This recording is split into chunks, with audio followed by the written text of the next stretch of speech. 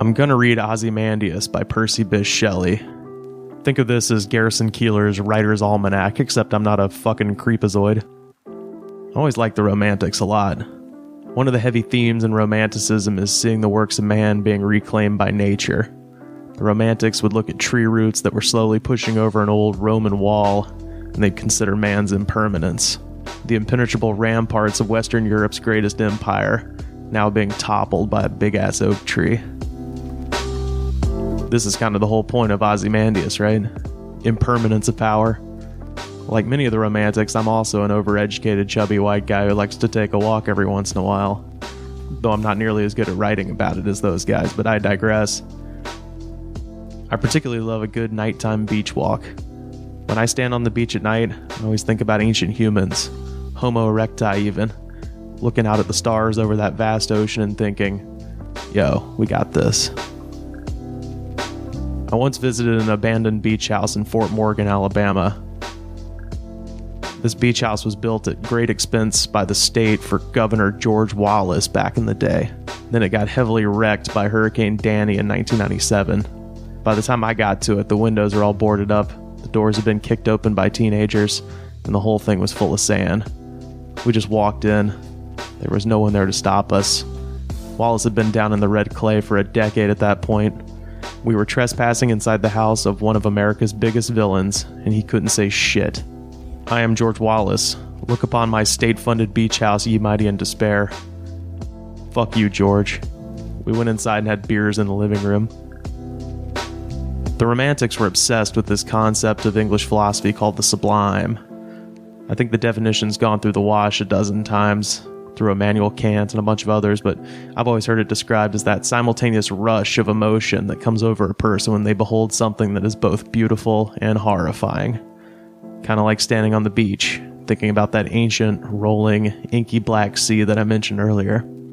The English philosophers all seemed to hit on this idea of the sublime when they were traveling through the Alps and saw big mountains for the first time. They were blown away by the sheer vastness of the land.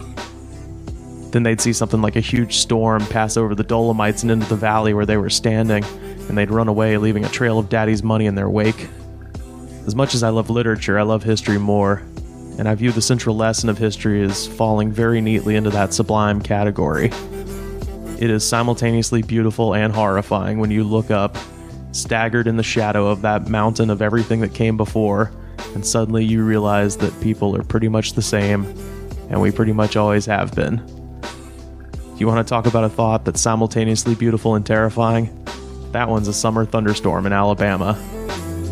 Sit on the porch, enjoy the smell of the rain, and just hope today isn't your day to reap the whirlwind.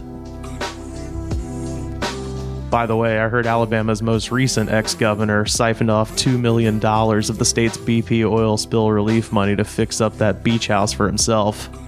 And then he went and got fired for being a reprobate shithead. Robert Bentley was certainly an asshole, but he's got nothing on Wallace. The good news is that Wallace could stand in the doorway and block up the halls all he liked, but he could not stop September 13th, 1998, when he died and everything just kept going. The lone and level sugar white sands of South Alabama blowing around and stretching like time over everything. I'm sure that house in Fort Morgan looks nice now, but when I saw it in 2008, Wallace's abandoned beach house struck me as kind of funny in its decrepitude, especially considering what it represented. Just as I imagine the ancient, empty proclamations of the God King Ozymandias, as related to Shelley's Traveler, struck his audience kind of funny in 1818 when he wrote this. I met a traveler from an antique land who said, "Two vast and trunkless legs of stone stand in the desert. Near them, on the sand, half sunk, a shattered visage lies, whose frown and wrinkled lip and sneer of cold command tell that its sculptor well those passions read which yet survive. Stamped on these lifeless things, the hand that mocked them, and the heart that fed. On the pedestal these words appear. My name is Ozymandias, King of Kings. Look on my works, ye mighty in despair." Nothing beside remains.